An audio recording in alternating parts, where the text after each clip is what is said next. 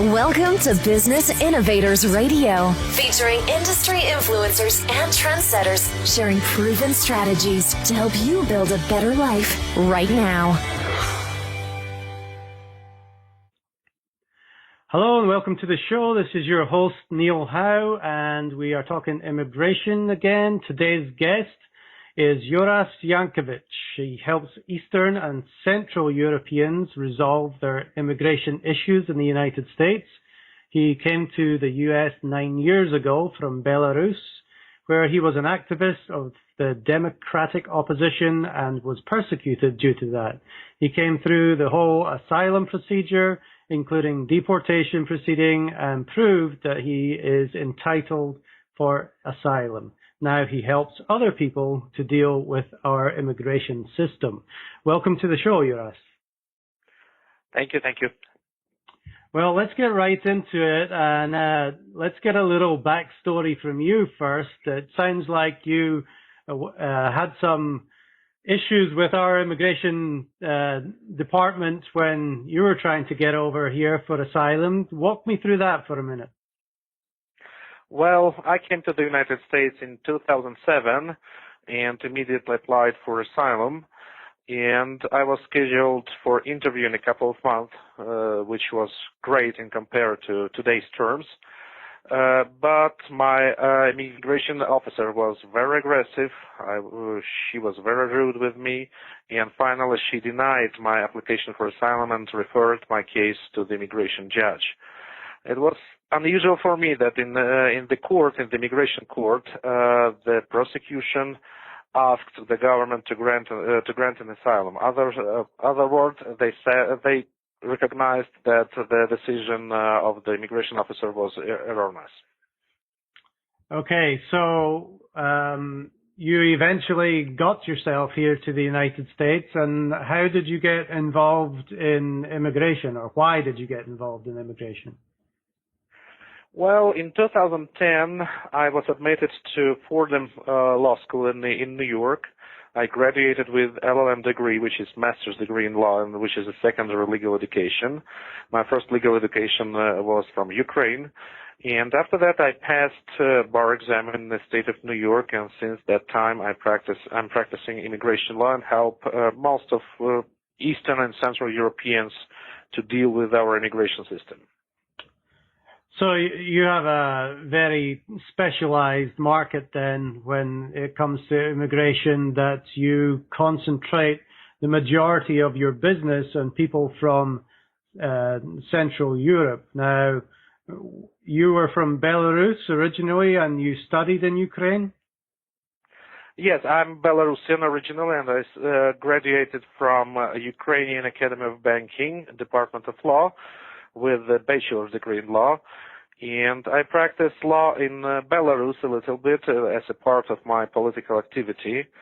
And because of that, I was in trouble and was pushed to migrate from my country. So tell me a little bit about the people from Central Europe, and tell me why they want to come to the United States, first of all, and what problems they are encountering. We have two large group of clients. One group is Poles, people who came from Poland. Most of them are very low educated. They came here 15, 20, 30 years ago, and many of them do not have any legal documents since that time. And another part is from Belarus, Ukraine, maybe Russia, and other post-Soviet states.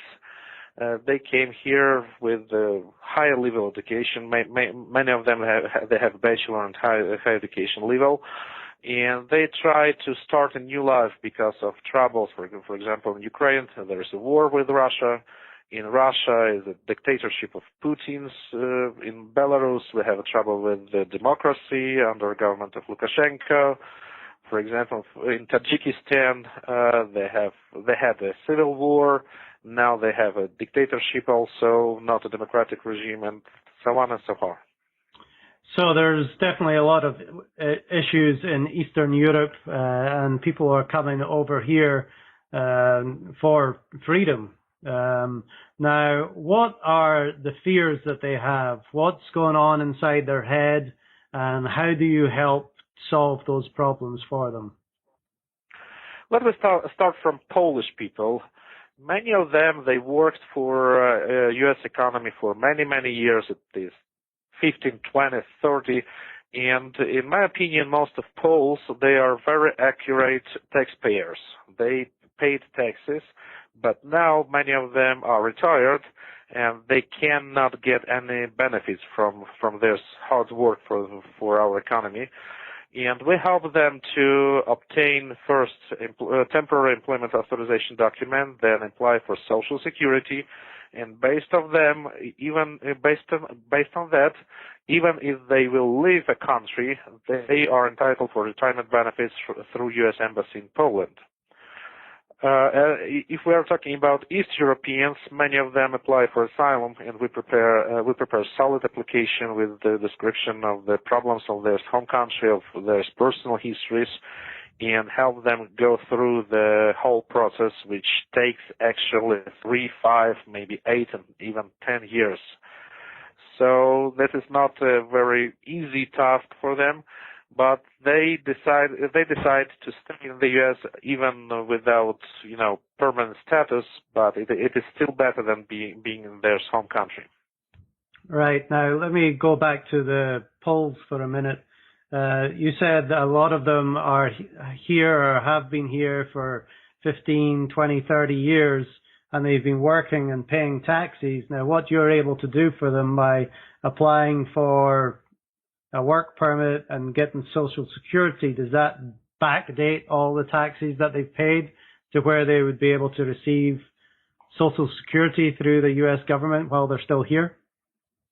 Yes, there is a legal requirement that anybody who wants to get retirement benefits, he has to have at least employment authorization document here in the United States, or if he applies abroad, he has to have at least Social Security number. With Polish people, we have very different histories. Many of them have fake Social Security. Somebody provided them 25 years ago with the fake Social Securities, but most of them never used this. They obtained ITIN, it's a temporary tax identification number, which is not enough to get Social Security benefits. So the main issue is to get employment authorization and based on that file for legal, normal, regular Social Security number. Mm. Let's talk about people in Ukraine right now. A lot of people in the United States don't realize that there's an active war between Ukraine and Russia, and there are some major problems over there. What are you doing to help them?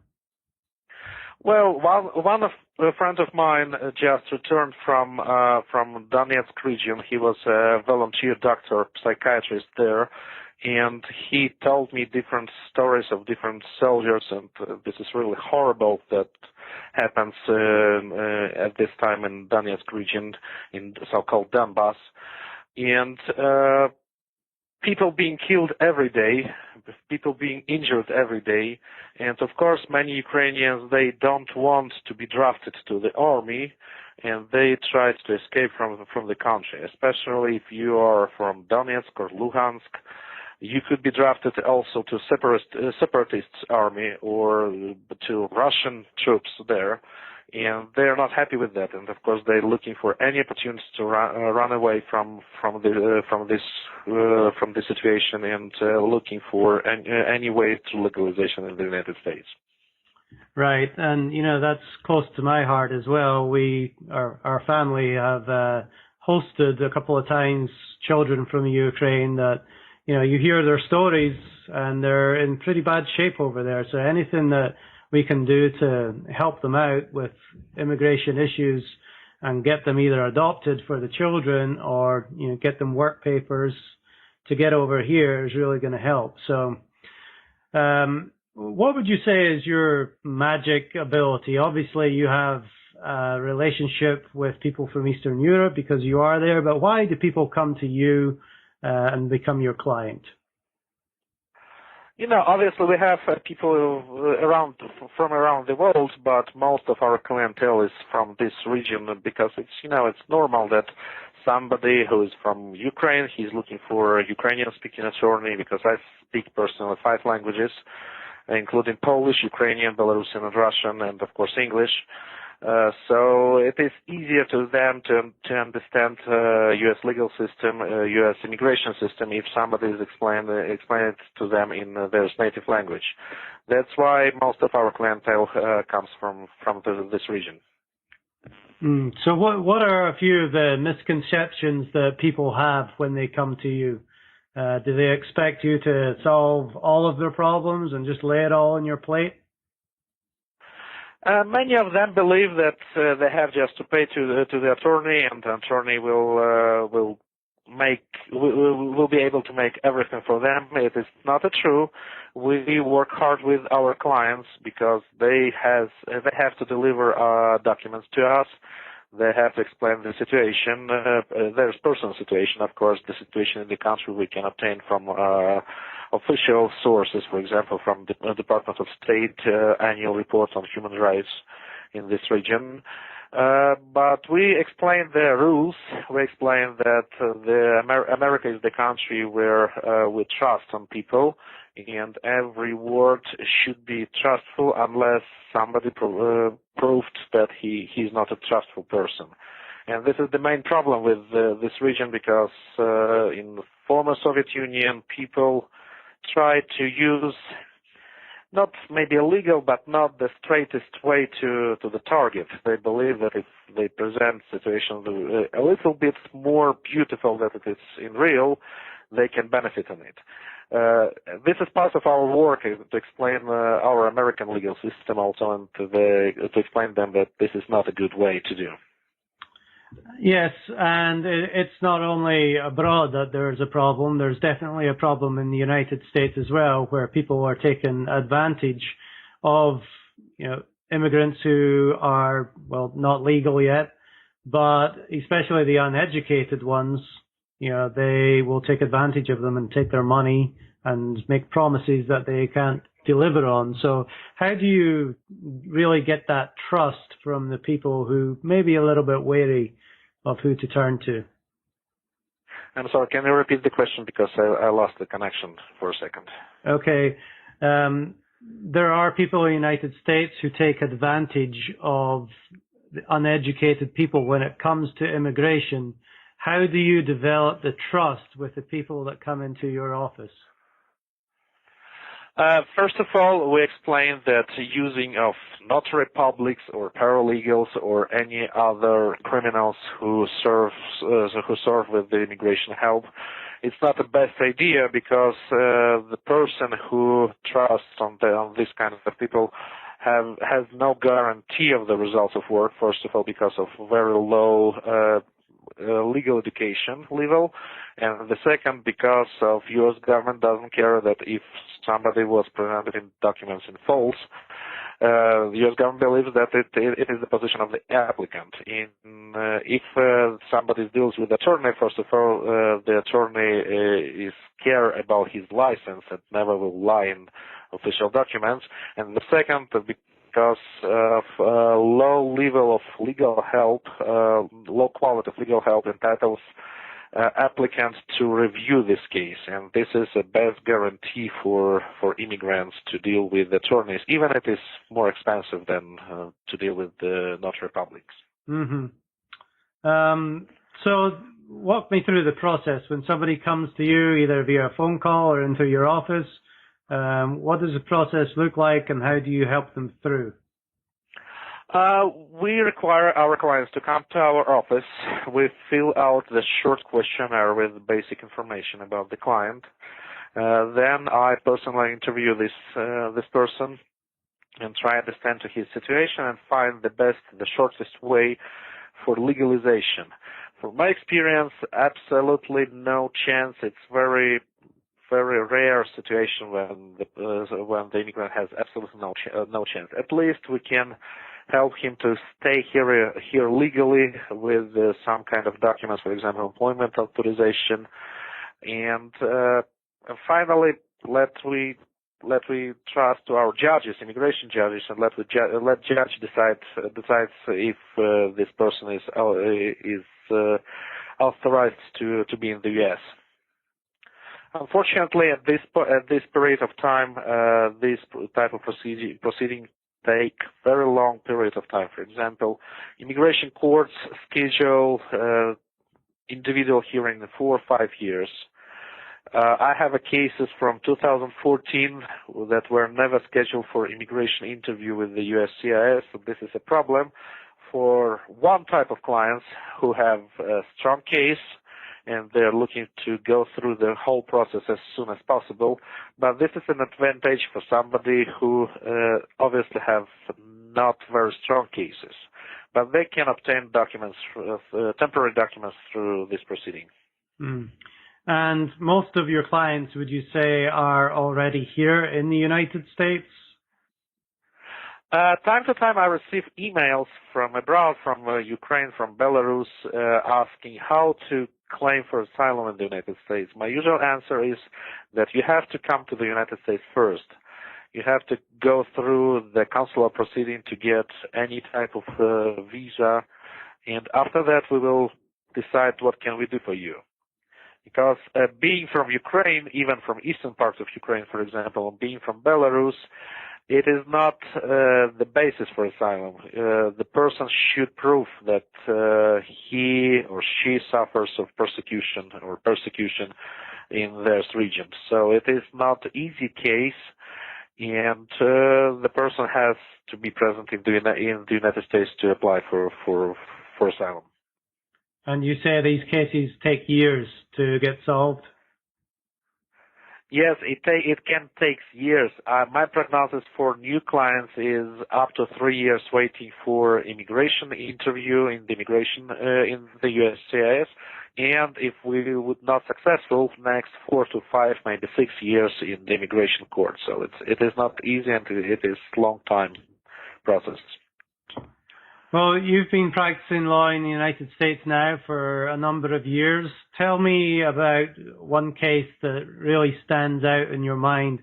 Obviously, there's a lot of fears of the unknown, of being deported, but let me know of a case, what those fears were up front, how you were able to come in and solve them, and what the outcome was for your client.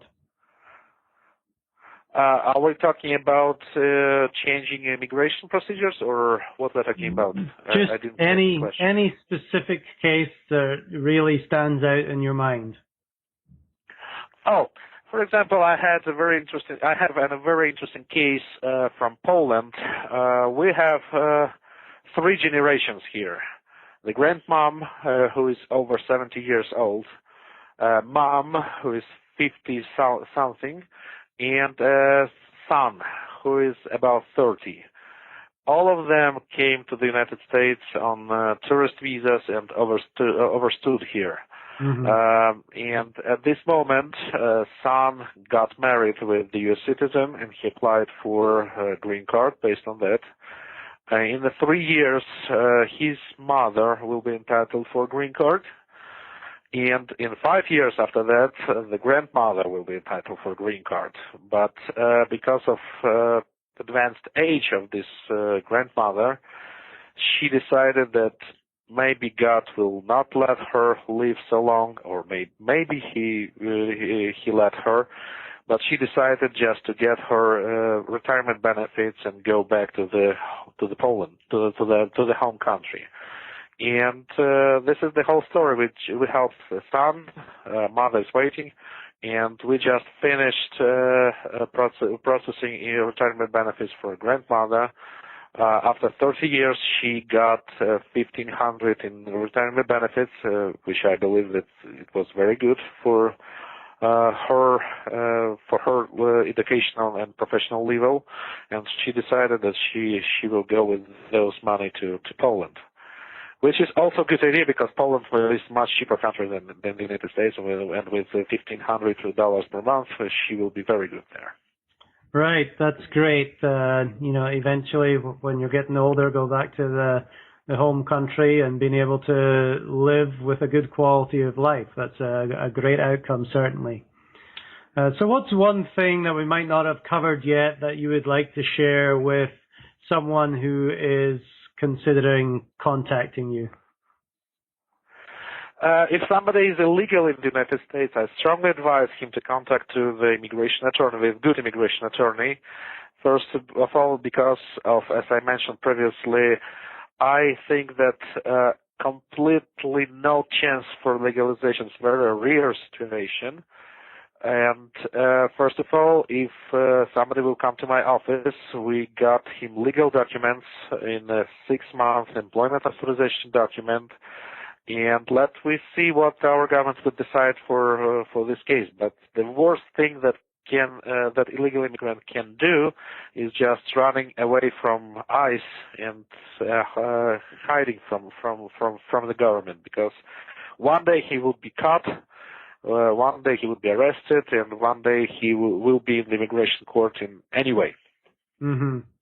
And those are certainly reasons to contact you, but what are some reasons that people maybe don't contact you or another immigration attorney? What are they thinking? Is it price, time commitment? They don't think it's going to work? What issues do you find? But if somebody is don't want to contact immigration attorney, he lost, first of all, on his salary. It is better to be in procedure and got employment authorization and got well-paid salary than to work illegally for very low money. So in my opinion, this is the best reason why illegals should contact immigration attorney. So over the lifetime of their working lifetime, they're going to make a lot more money if they're able to work legally, as opposed to getting a lower wage. Absolutely, yes, absolutely. Well, it's been great information, Youras. Tell me how to get in contact with you if somebody is having an issue, if they're from Central Europe, they know somebody that can speak their language. How do they get in touch with you? We have 2 offices, one in New York City, in Manhattan downtown. The phone number there is 212-920-5440. And another office is in Denver, Colorado. Our phone number is 720-260-4605. And we will definitely try to do our best to help anybody who will contact our office. Well, great. I really appreciate you giving me the time today and answering my questions. You have given some great information. I'm sure it's going to be very helpful to anybody who is listening. So thank you very much, Youras Ziankovich, for being on the show today. Thank you very much. Well, thank you to our listeners. If you like what you hear, I invite you to like and share, and we will see you next time on the show. Thanks for listening to Business Innovators Radio. To hear all episodes featuring leading industry influencers and trendsetters, visit us online at businessinnovatorsradio.com today.